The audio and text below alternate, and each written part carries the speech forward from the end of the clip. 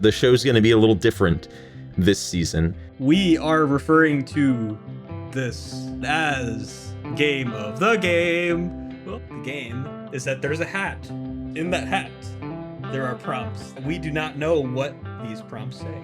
You and we both don't know what we're going to be talking about next episode. Cookie Pocket, the game of the game. The game of the game of the game of the game of the game. The game of the game.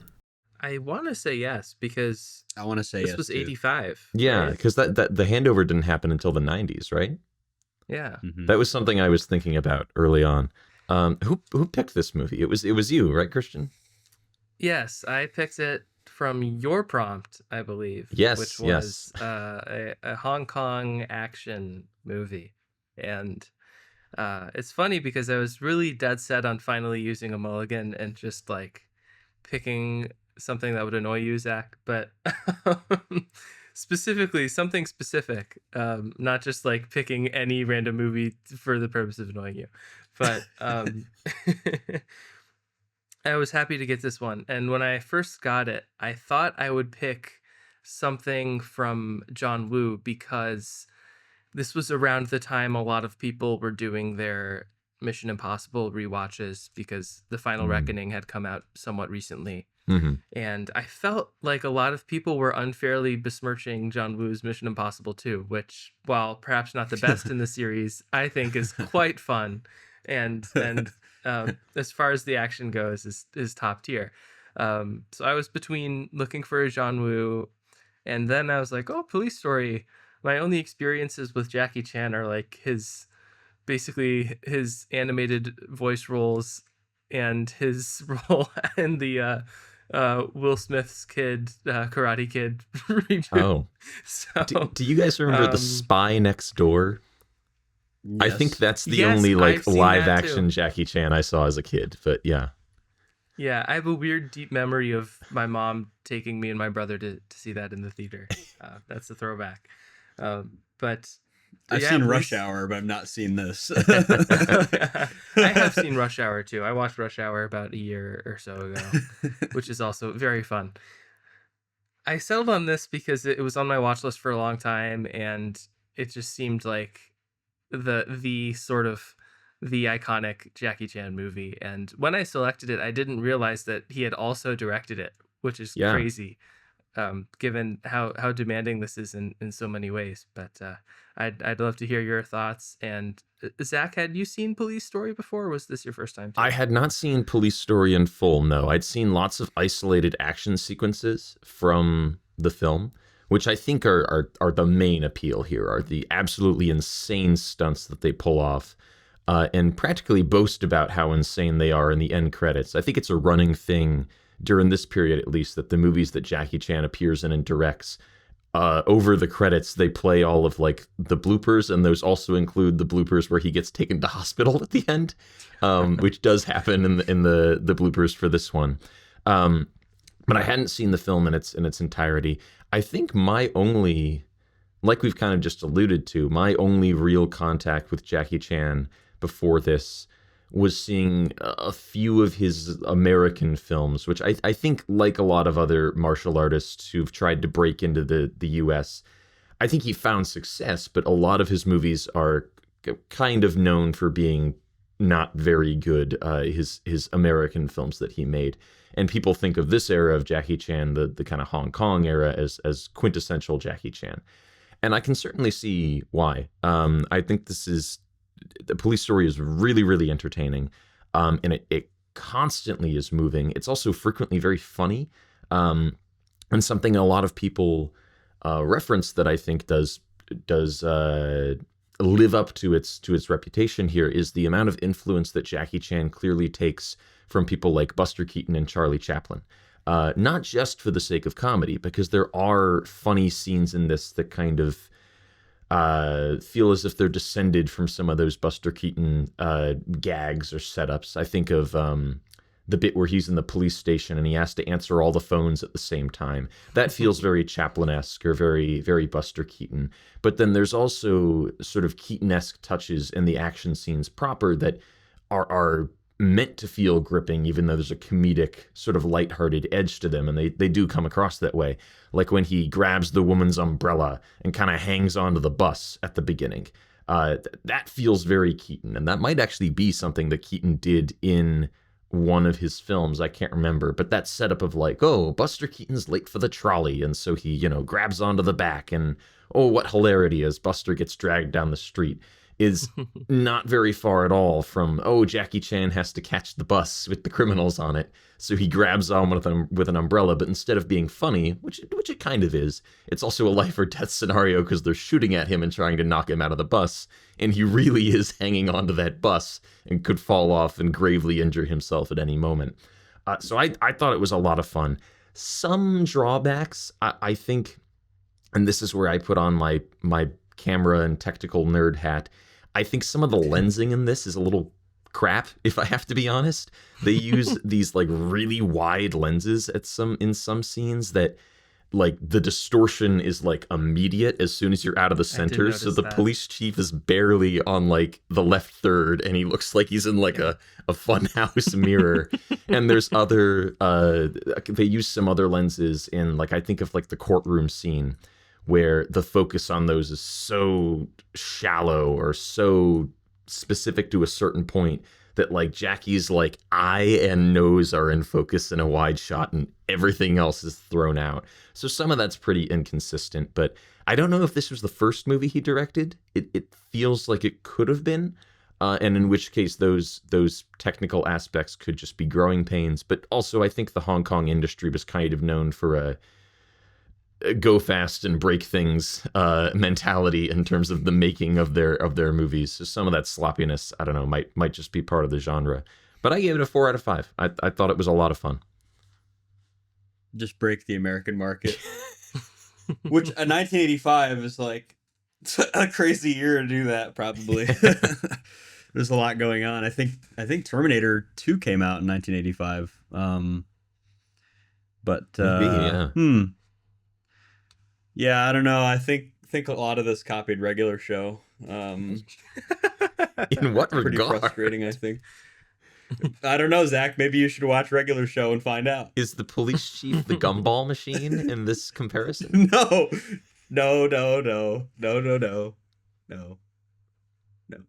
Well, no. I guess I'll have to update our listeners when I eventually watch Regular Show as to what Mitchell means right now. Yes. I think we found our All new right. Zach segment. Force Zach to watch Regular Show. All right, slandering Zach over. Yeah, I mean, I didn't really know what to expect going into this. I don't have much experience with Jackie Chan in general, as we kind of all alluded to in the beginning, but I think this is a pretty great introduction. I mean, obviously, there's certain aspects of filmmaking that are just irrefutably just make the film more engaging and better. And one of those being, aside from like almost dying from your stunts, I guess would be considered a drawback, but the stunts themselves being, so it's not even just that they were so dangerous, although that is a big part of it. It's also just because you can tell that Jackie Chan is having a lot of fun actually doing it. And that because it's one of those cases where directing your own movie really makes a gigantic difference, as also being the lead star in it. So I think that is just something that came across to me right away. I'll mention one of my drawbacks just because it really is on the top of my mind is I really like the comedy. I think it is funny. I do think the gags are funny, but I also think they're trying a little bit too hard, and might last a little bit too long. And it's fine. I think I mentioned it in my review too, because it does balance very well with how intense and crazy the action gets.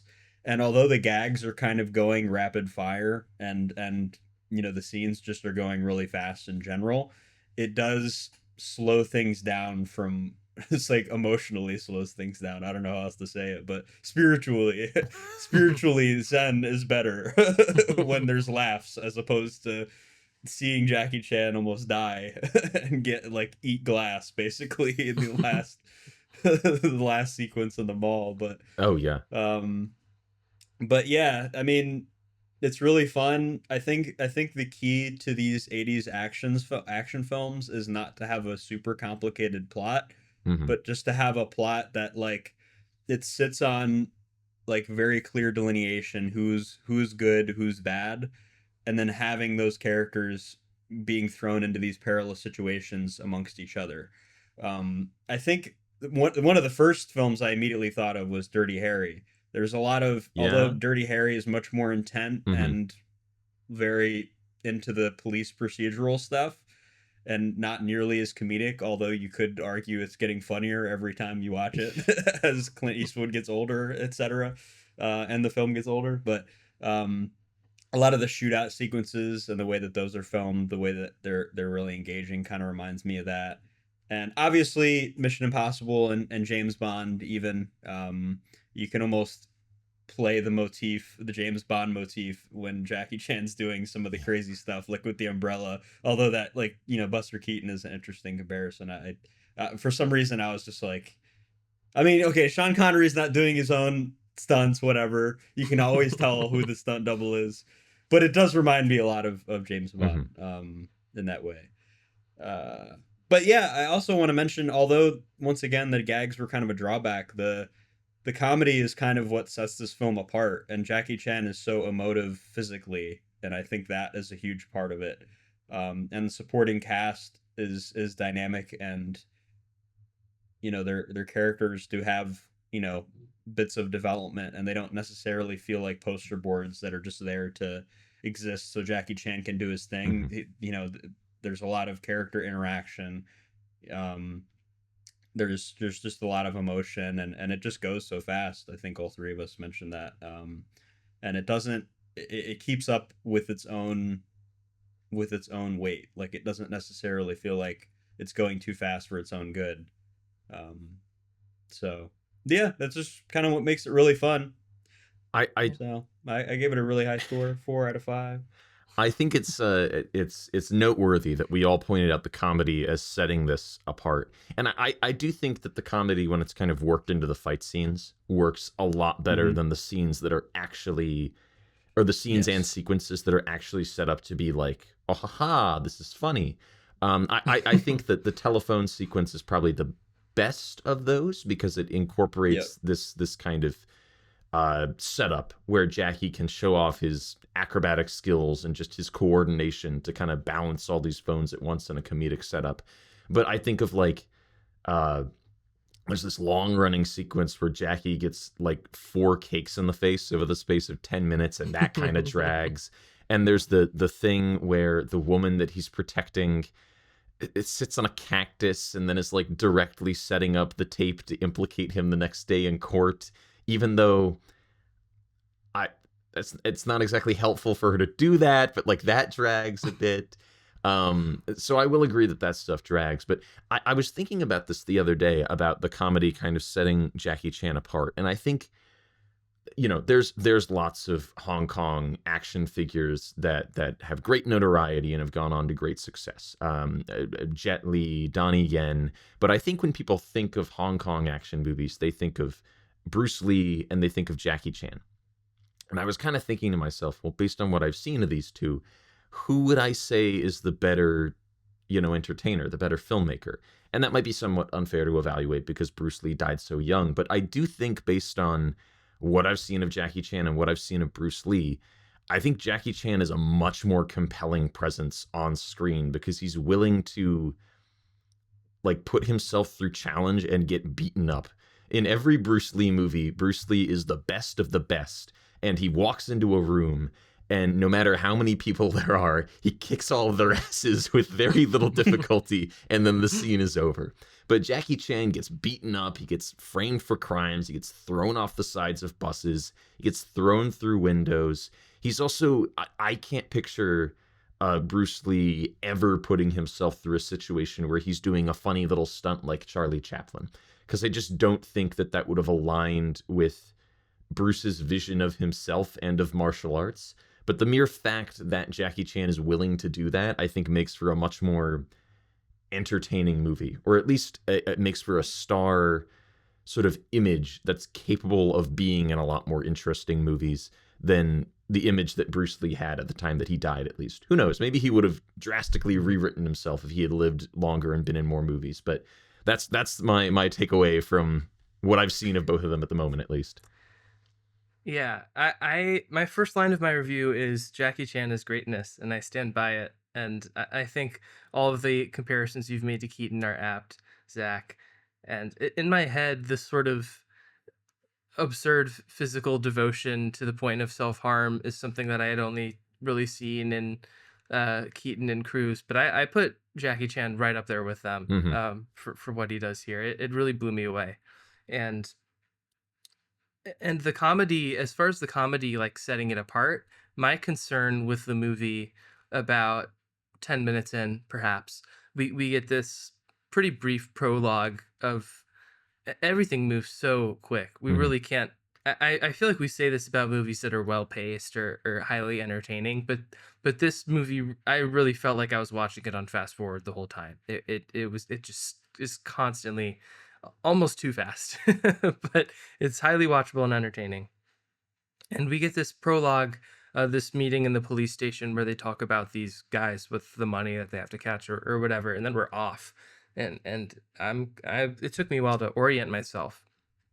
In that initial scene where they're kind of chasing these guys down and there's this shootout and this other like super nervous cop in cover with Jackie Chan and stuff like that, I was like, wow, this action's really great. This is moving so fast.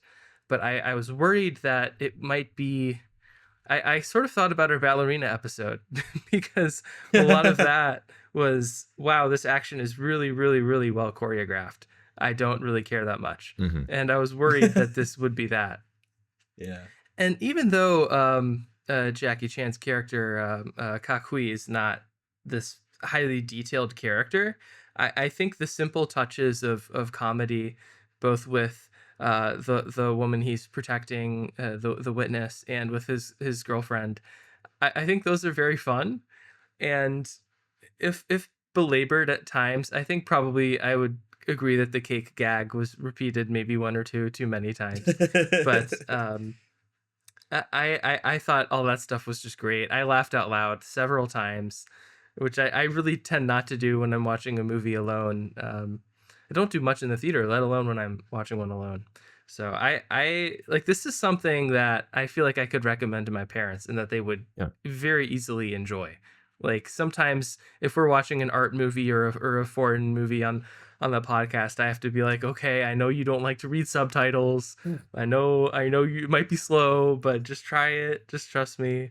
I feel like this they would have no problem with. Where's the dub version? Let's watch the dub version. Apparently, I read in the dubbed version that his name is not Kakui, it's Kevin. Jackie Chan plays Kevin Chan. In the HBO Max description, it says Kevin. Yeah. Oh my gosh, that's amazing. This would have been a good episode of Kevin on. During that cake sequence, there is a point after because there's the scene where he comes in with the woman that he's meant to be guarding, and it's a surprise birthday party. His girlfriend is there, and she sees that he's there with another woman in a state of semi-undress, and she's upset and puts a cake in his face and then leaves. And he goes to take a shower, and there's another cake on a bookshelf in the wide shot that just isn't explained. And it's like a Chekhov's cake moment. If you show a cake at the beginning of the scene, it will end up in Jackie Chan's face by the end. I think his co-stars were fun here and pretty much matched the tone. But I did want to ask you guys, I think Jackie Chan putting his body on the line is one thing. Putting his own body on the line is something that we can probably commend.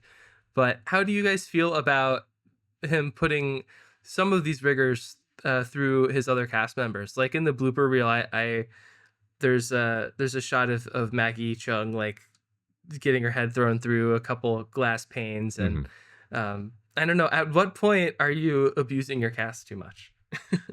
I will say I don't think that kind of Zach endorses it. all I'm saying is I think that those kinds of extreme stunts are not only a thing that Jackie did and something he was like forcing upon the casting crew. I do think that was just an element of the genre and the industry at the time, and they went for the shot that they got.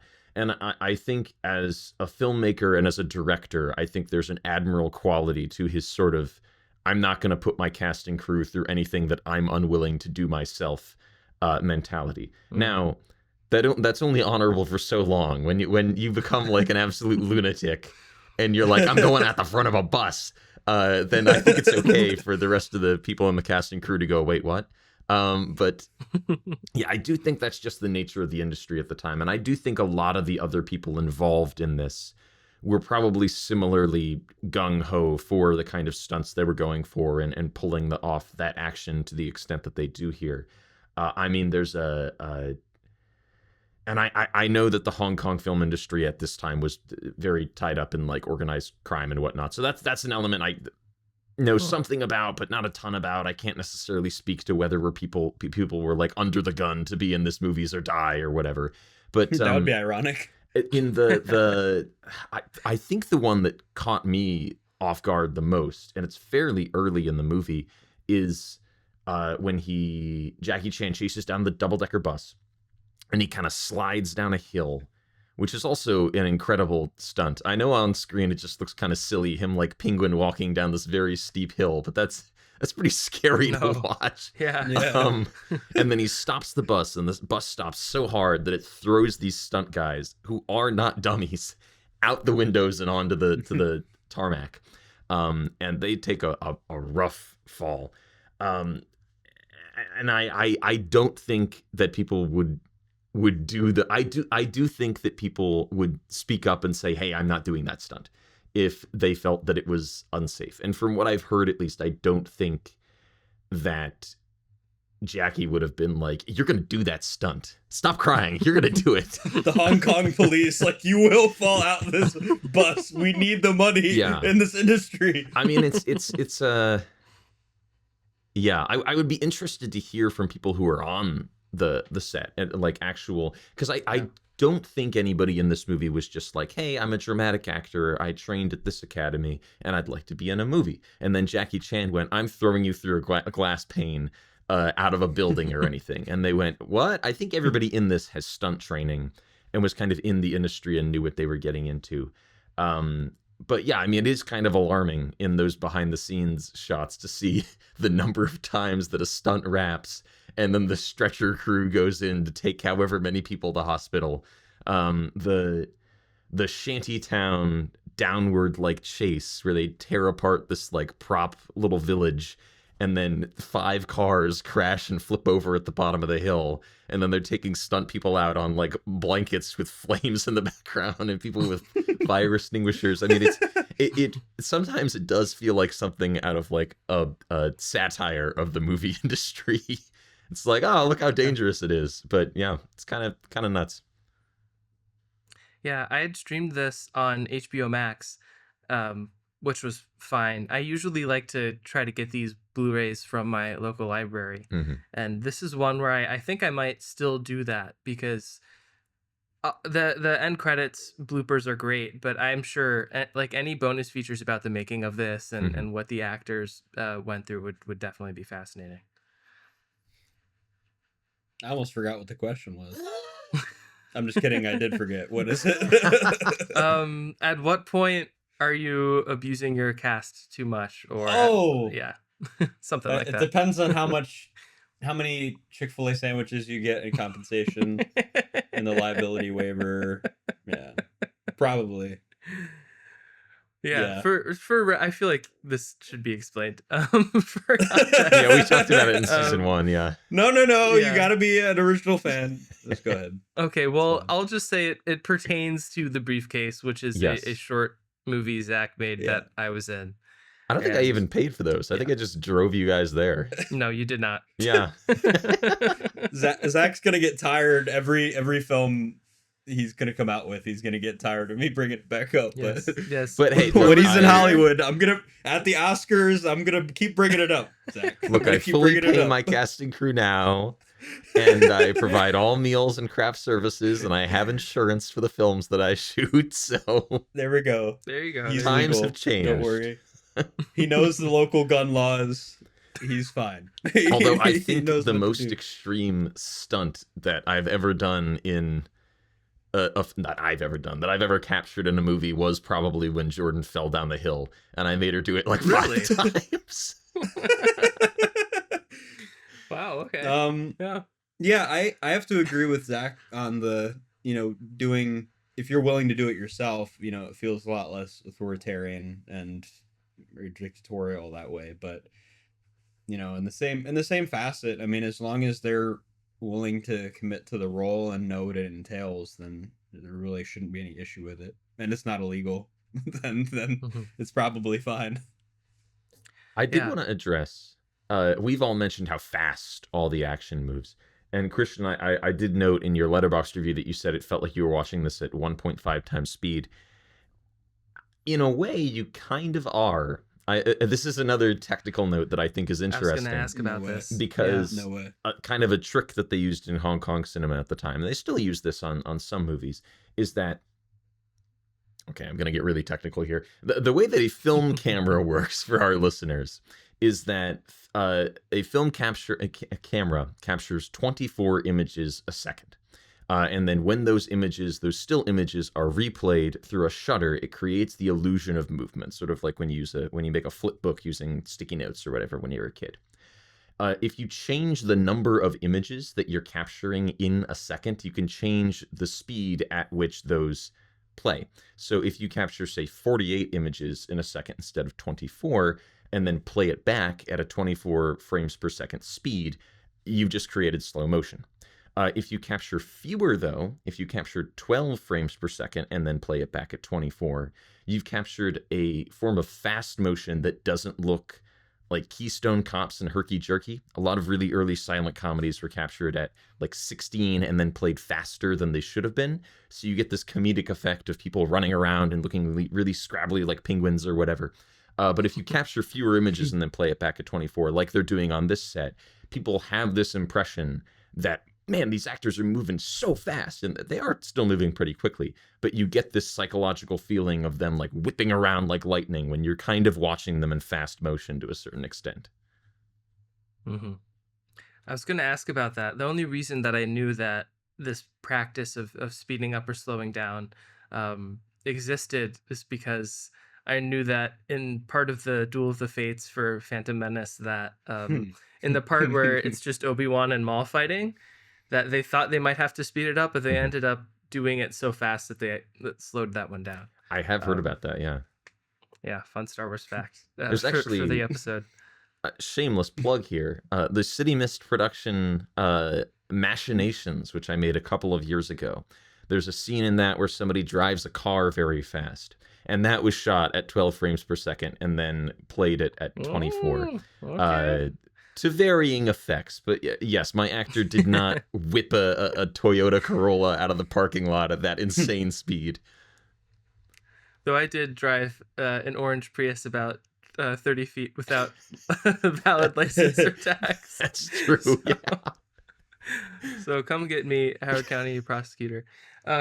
Speaking of, what did you guys think of the legal scene and the sort of friction between Kakui and his superiors? I think, for me at least, that worked to a point, and I was willing to overlook or accept pretty much all of it as in service to the broader movie. But I did feel like I thought the courtroom stuff was fairly accurate, at least as far as representing like British common law even, and just general decorum in that setting. I thought certain things were obviously ridiculous, like the recording itself and the speed at which things move. Mm-hmm. But I was a little put off by his superiors, not him being mad at his superiors charging him, but I think the film sort of like tried to portray that as a bad thing. But to me, I'm getting very legalese here, and this is just where my mind is at now because I'm a law student. But to me, I think if the like superior in the police department had all of the evidence that they had about Kakui, it would make perfect sense to charge him and to conduct an investigation. And I guess movies are better than real life and not real life, and I should set aside these things and suspend my disbelief. But then yet even later in the movie when Kakui takes his superior captive to escape, then his superior's like, oh yeah, you're on your own now, but I hope you catch them or whatever. Mhm. And it's like, wait, what? After you've been, a gun's been pointed to your head for 10 minutes, now you're like supporting him. I thought that was a little iffy for me, but again, mostly in service to the broader movie and the action that followed. But what did you guys make of the court stuff and the politics of the police department? I did have a feeling we'd be discussing this. I knew that our law student host was going to bring it up. The court scene, I did think felt more than a little ridiculous. Now, I don't know the exact processes of the law and the courts within the Hong Kong or the British system at the time.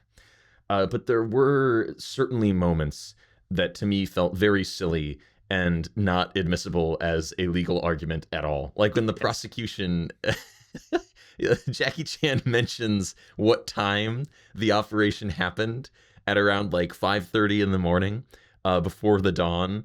And the prosecution as a legal argument brings up, have you ever heard the saying, it's darkest just before the dawn? How could you possibly have seen anything?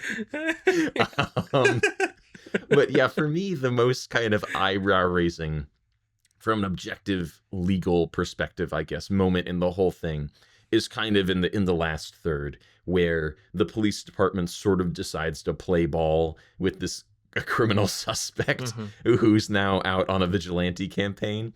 And especially at the end, if we're just looking at this totally objectively, the movie ends as we're invited to cheer at the police turning a blind eye while a detective brutalizes a suspect. And then it just freeze frames, and it kind of gets to sidestep the legally iffy nature of that as the cheery credits play, and we see Jackie Chan injure himself and others. Yeah, my thoughts exactly. Yeah, I was suspending disbelief the whole time. I was pretty much taking the whole scene as a comedy routine more than anything. And I think it's just, you get to the point where you've constrained yourself by setting the theme so much and the tone that like you can't really take it much seriously anymore. So when you introduce a courtroom scene, it's like, okay, you're almost kind of pigeonholing yourself. It's either going to be like just goofy and we just have to check the boxes on the plot points, or like we're actually going to go like as accurate as possible. Which I think the film kind of tries to do both, and it doesn't really work for me very much. But yeah, I'm not educated on the Hong Kong legal system. I can tell you the Atari computer, the 8-bit computer they used was an Atari, and it got destroyed by the NES, and Atari was trying to break through the workstation business market, and it didn't work. I didn't know that Atari made anything other than video game consoles. Yep. Well, they have incriminating data for gangs on them, I guess. So I guess is what I'm finding out now. There did seem to be a lot of 80s magical computer stuff in this. Where specifically there's a moment where the big criminal boss has like 3 different computers in his office, including one in like a TV cabinet that at the end he kind of flings it open, and based on the readout that he sees, he's like, she's stealing the data. And at the moment I was like, well, can you not like do anything from here to stop that? Which maybe he couldn't. I don't know. But it did feel like it was relying upon like a 1985. Most of these viewers probably don't even own a computer or know what it does. We're fine. Yeah. That's fine. That's such a common thing. The 80s was probably the biggest decade for that stuff. I think I'm trying to remember War Games. Yes. I think War Games is the one that people reference as being like the most accurate like hacker film actually. But anyway, didn't mean to sidewind off of the. I had to get my expertise in somehow. Fair enough. This is an episode for all 3 of our expertise. We've all had an opportunity to talk about our fields. Yeah. Christian, when do you wear your wig? When do you wear the wig? Will you wear wigs? Not today. Ben video of Oh, that FX. interview's so great. I can't speak to with absolute certainty about what the legal system looked like in Hong Kong in 1985. I'm assuming it's based around British common law, assuming that that was when the area was still under British imperial control to some extent.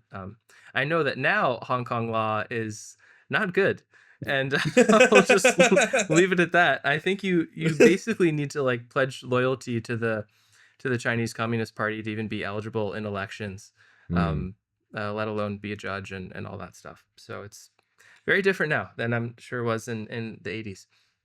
But I want to talk about I don't have too many questions left, but I guess as a closing comment for me, I really appreciate how Police Story shirked my expectations and surprised me. And I think if you were to sort of state the essence of good comedy in a nutshell, you would say unexpected things or outrageous things or shock humor.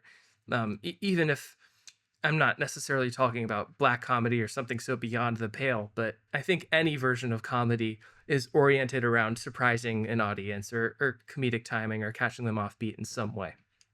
And I think Police Story certainly does that with its comedy, but I think it does that to a good extent with its story and its characters too.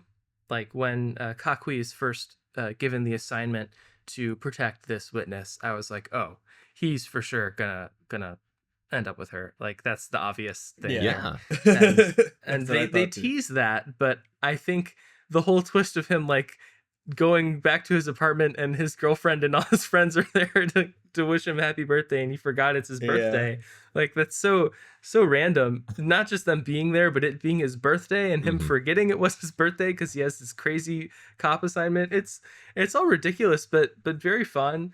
And I think to the extent that comedy gets ridiculous, it's still, I think, fundamentally works for the story and the character and endearing yourself to the situation where things move at such a breakneck speed and you basically know nothing about Kakui beyond his occupation and his having a girlfriend.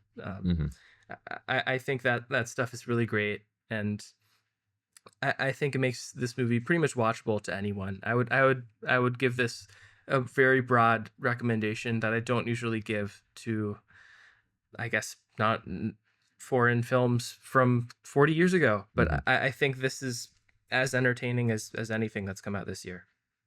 I will say, speaking of, oh, go ahead. I was just going to say, I do think we've talked about how kind of like funny it is.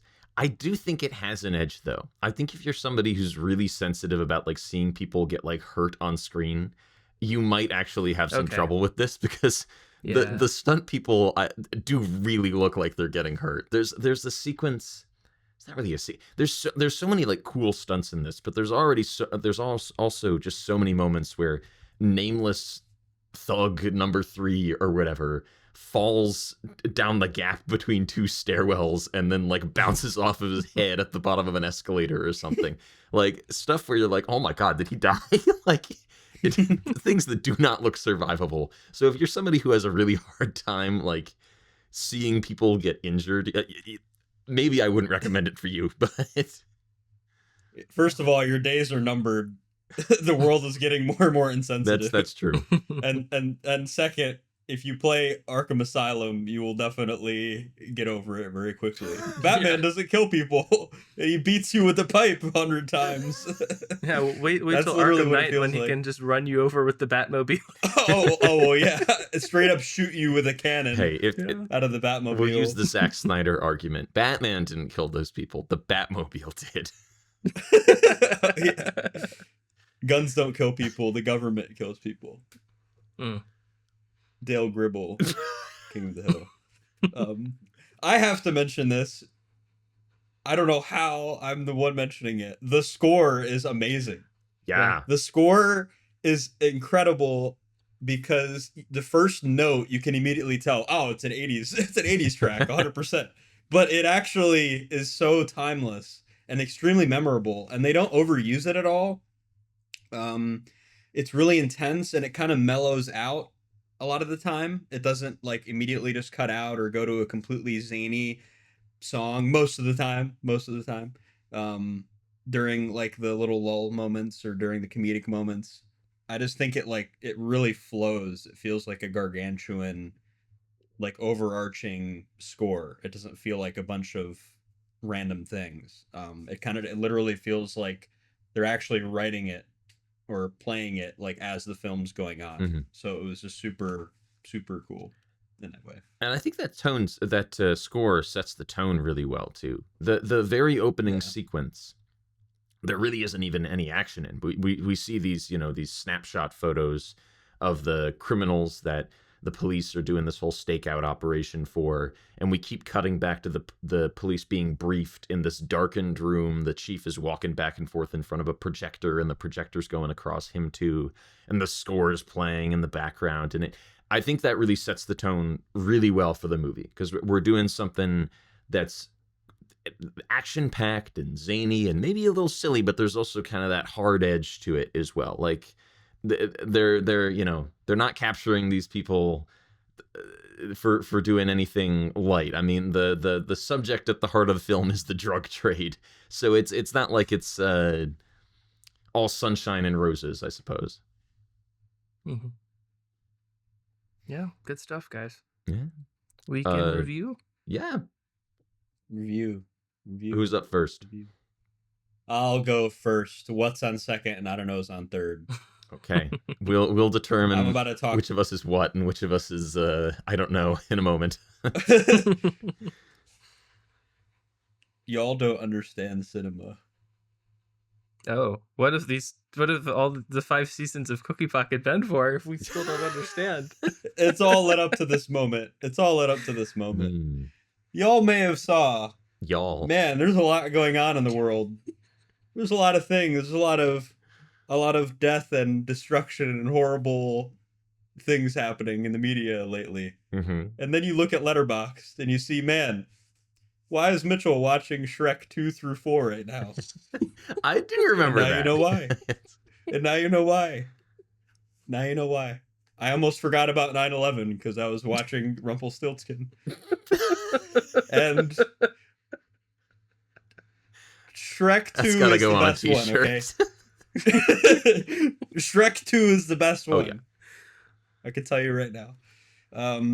Shrek 1 I've seen so many times, but 3 and 4 I never saw until now. And I will say in general, Christian is going to crash out in a minute, but they're not that bad. Okay, they're not that bad. They're not that bad, all right? They're not that bad. So the problem, right, is the third and fourth one were made for money. Okay, we can all see that. Mm-hmm. We can all see that. Because the second one wraps it up very nicely. The second one has great conflict. It has unique characters that are really funny. It has great voice acting. It improves on the first one in basically every way, pretty much. The first one, it sends it home what it's trying to get at, making fun of fairy tales and everything. And the second one kind of like doubles down on that, but also expands the story and makes it a lot more intriguing by just in general having a bigger budget, better animation, the voice acting's better, the writing's better, everything's better in the second one.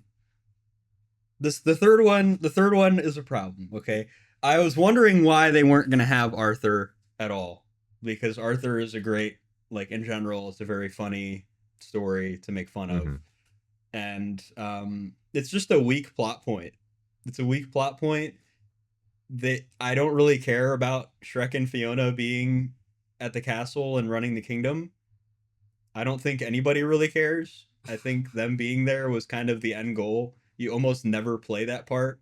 And I get it's like, oh, it's, what is it like? And whatever. And you get all the gags and everything. And they're kind of funny, but like, you just can tell from the beginning, it was like, everything's going to come back to status quo at the end. So who really cares, right? I think the third one was made during the writer's strike as well, which explains some things. That makes a lot of sense. The writing is very cookie cutter. It might as well have been pre-ChatGPT because it was that generic. But there's like really funny moments in it, and like, Mike Myers is funny. You know what I mean? And like, it's just funny. Like everybody is funny in it, and I just but the plot is stupid. The fourth one. Okay, this is the one where it's like people are checking out or they're like fully committed, right?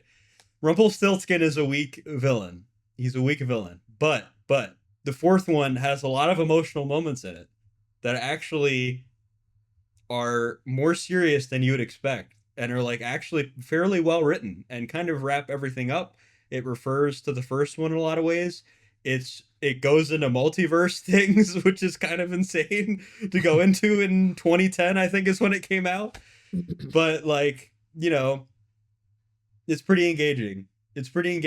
And there's a lot funnier moments in it. Like the witches are funny, I guess. The whole ogre plot line really doesn't make any sense. It feels very shoehorned in, just having multiple ogres and everything. But Eddie Murphy is funny. Eddie Murphy is almost the funniest in the fourth one, to be honest. He has a lot of really great moments that are just focused on him. I didn't even mention the third one, the human Shrek and human, like the horse, that transformation thing is so silly. Human Shrek is nightmare fuel. Your head for Christian. The Human Shrek is nightmare fuel. That's why I'm shaking my head. It's Leave true. me alone. The princesses are great. That was a great ace in the hole. Okay, I have to mention that. But yeah, the fourth one has a lot of great emotional beats, wraps it up nicely, refers back to all of the films, mostly the first one. So there was parts to like about it, but like, yeah, obviously it's a cash grab, like no doubt. You can tell right from the outset. But there are a lot of DreamWorksian qualities to it, and a lot of really great voice acting in it that doesn't make it a complete waste of your time.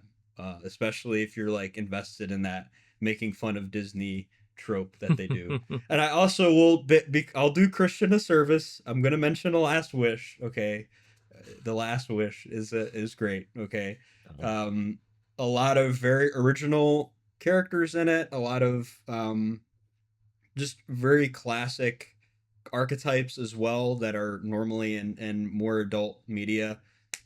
Just having death in an animated film is kind of hard to execute in general, and it's executed basically flawlessly. Super engaging villain.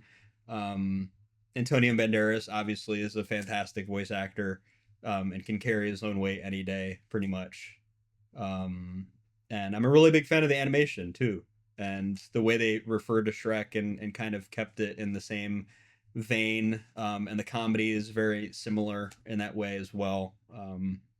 That was a really great film as well. So that was my binge.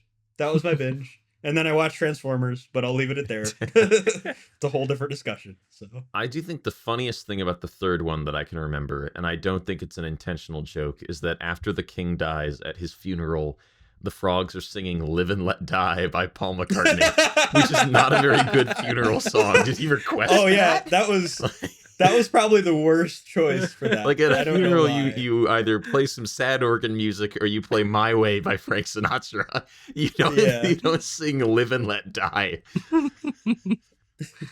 That's so funny. Yeah, I do like Puss in Boots the character, so I kind of like Shrek 2 a little bit. But I just get annoyed when I see people giving Shrek 5 stars. Like, settle down, partner. Are you gonna watch the new one, which apparently has Zendaya in it for some reason? Oh yeah, I will 100% watch the new one. I'm like a fan of Shrek. Like, I enjoy the universe. I think it's really funny. I think they're really hitting home with a lot of things. I think anything making fun of Disney is already on the right track, so I don't know how they get the rights to something. I know some things there's royalties, some things are public domain, but like it's still really great. And it's silly stuff. And it's not super complex, but I think it's a great, like, especially if you're a kid and know of those properties, it makes it even funnier. So yeah, I'm gonna see what the hell happens. There's a lot of the world has changed, and Shrek is kind of its time. So I'm expecting generally it's gonna be bad, but we'll see. Well, in a harsh turnaround from Shrek, last night I watched a Woody Allen picture. It was Womp it was very late, and I hadn't watched a movie yet. And I thought, you know what? I have some free time. I'm going to watch a Woody Allen movie nobody remembers, You Will Meet a Tall, Dark Stranger, in which Josh Brolin plays the Woody Allen surrogate. That's bizarre. It is quite strange, but he kind of makes it work because Josh Brolin is clearly not a Woody Allen type. So he kind of ends up performing it in this very different way. So it's a very Woody Allen character. He's a frustrated author who wrote one book that did pretty well, and he's consistently struggled to write the follow-up. And kind of the main hinge of his narrative, outside of the fact that he's peeping on the woman who lives in the apartment across from him and eventually develops a relationship with her and is unloyal to his wife, who's involved in a whole other thing. His eventual plot, which gets really interesting, is that his friend, who has written a really great book, he has a manuscript of it that Josh Brolin is very envious of. That friend dies in a car accident. And so Josh Brolin, in a should I do it, should I not do it, steals the manuscript and publishes it as his second book, which is, I think, a very interesting place for that character to start. But there's a whole other web of characters involved here as well. One reviewer who I follow on Letterboxd referred to as kind of like a comedic spin on Interiors, which is an early, very dramatic Woody Allen movie where an elderly husband said, after all of his daughters have grown up, he says to his wife, "I'm leaving you. I would like to pursue a life alone for a while and see how it goes." And it's about kind of the fallout of that decision on the whole family and the daughters and their spouses and whatnot. That's kind of what happens here, but it's to more of a comedic effect, and is also filled with a lot more recognizable modern stars. Woody Allen movies have always had big stars in them, but You Will Meet a Tall, Dark Stranger, the husband who leaves his wife is Anthony Hopkins. This came out in about 2006, so he's not, he's doing a fair amount of up and acting around as compared to a lot of stuff he's in today where he shows up and sits in a chair for a while. You've got Josh Brolin in it as well. Oh my goodness, I always mix up Naomi Watts and Nicole Kidman. One of them is in it, and one of them was going to be in it until they had to leave for a different movie. You can look up the cast list for yourself.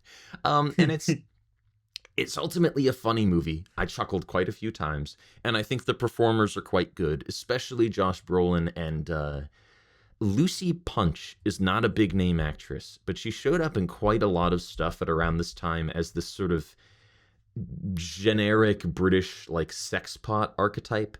She's the woman with the annoying laugh who gets killed in Hot Fuzz. She gets beheaded with Blower, the guy who runs the theater department.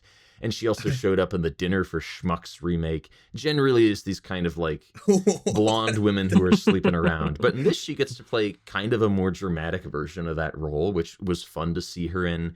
It's like totally middle of the road, by the numbers Woody Allen. I think if you're going for that kind of material, you have much better movies to choose from.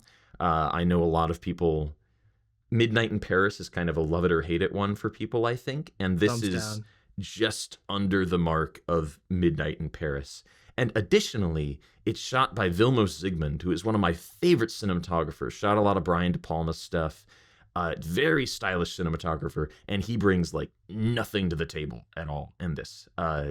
There's some interesting camera work in Josh Brolin and either Nicole Kidman or Naomi Watts' apartment. Do your own research as to which one it is. But that could be contributed by Woody Allen. I'm not sure.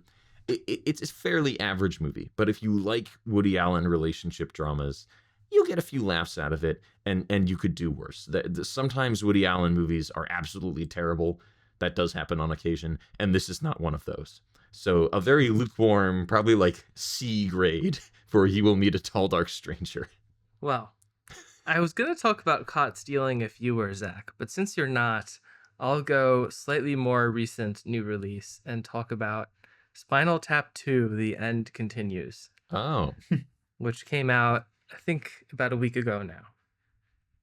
And I quite enjoyed it. And I think I've dropped some of the accordant videos in our group chat, but I've really, really enjoyed the press tour that these guys are doing in character, just all over the place, like interviews with record stores and Letterboxd and Apple Music and whoever, and it's all in character. And many of them are with Rob Reiner as Marty DeBurgi with them too, and I find it so charming and fun. And I watched the first Spinal Tap like 2 or 3 years ago now, and I really enjoyed it, but I didn't love it, and I think that's only because this was in a year where I was watching a ton of truly great movies, so Spinal Tap maybe struggled to stand out, and I didn't really get the joke immediately. But the funny thing about Spinal Tap 2 being about these guys in the band as sort of old fogies now doing their reunion concert is that this era of Spinal Tap is kind of like the era of Paul McCartney or Elton John that I've lived through. So I felt like in that strange way, this setting sort of made more immediate sense to me as a viewer, just because it was what I was familiar with. And I still think these guys have great comedic chops and very good improvisational instincts. It doesn't feel like sometimes we talk about improv in comedy on the podcast as being a bad thing for a movie when they don't know how to edit it down or a scene goes on for forever. And I find Spinal Tap's improv very different because they're very rarely are they playing directly for a joke. And when they do it, it really works. But most of the time, they're just in character and responding to everything normally in character, almost as though they were not on camera, which is, I think, often more funny than if they were just doing like silly comedic acts the whole movie. I think the infighting between the band is fun. My favorite bits are there's like a couple side interviews with Nigel about his pedal board that are very fun, and he has this special guitar with a compartment where he can hide cheese in it, and that was so funny. Yeah, Christopher Guest can just get me to laugh with his face, and it's in this movie. It's just so he's so good, and